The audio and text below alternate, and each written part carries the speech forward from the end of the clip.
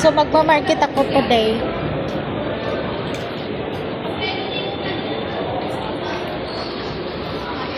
Ang baho naman ang kilikil.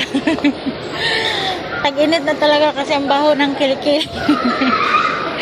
Nangangamoy na ang katotohanan sa tag-init. So ito yung market dito sa Maonshan. Dito ako nagba-market. Tapos yung bahay ng amo ko nasa taas lang.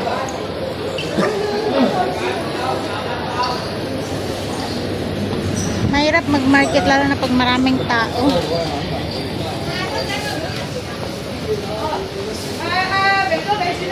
So dito, nandito na lahat.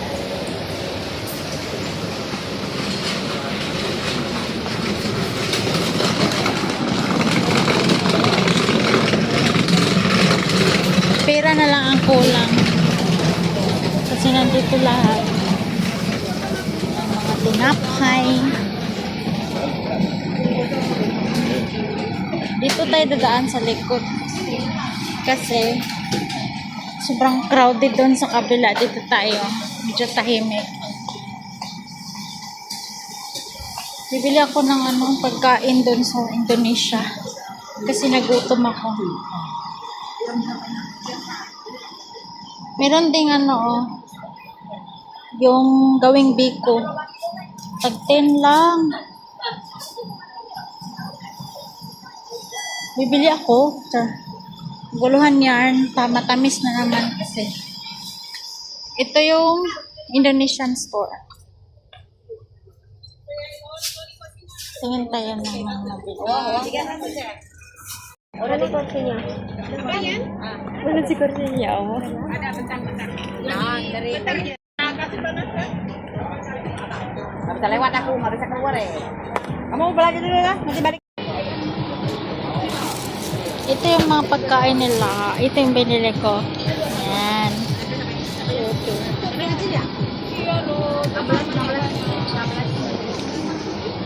Gusto ko yung yung atay ng manok. Parang wala yata silang atay ng manok. May kakanin din. Sa dulo ako magma-market.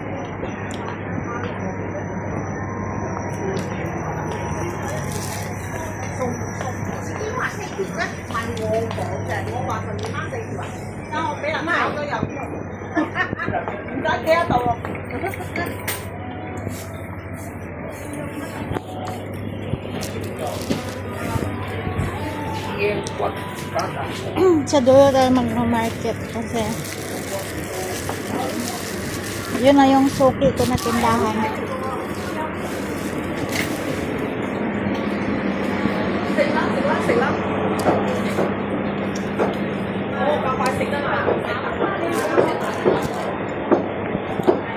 Yun yung munggo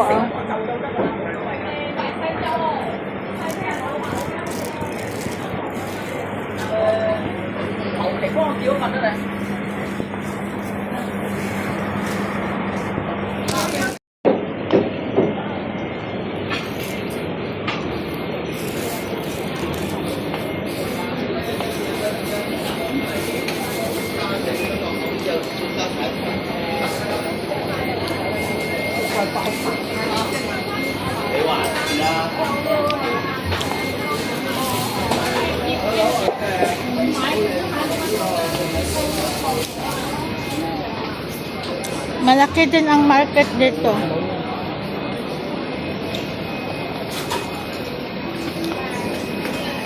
May mga seafoods din. Dito ako banda nag-market dito. Dito ako bumibili, dito yung suki ko. Kasi mababait yung mga tindera. Kaya dito ako lagi bumibili. Bibili ako ng broccoli. Tapos bibili din tayo ng tomato. Give me one chili. Yes.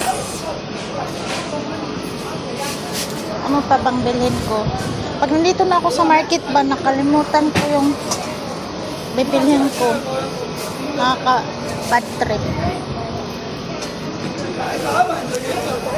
May kangkong din sila.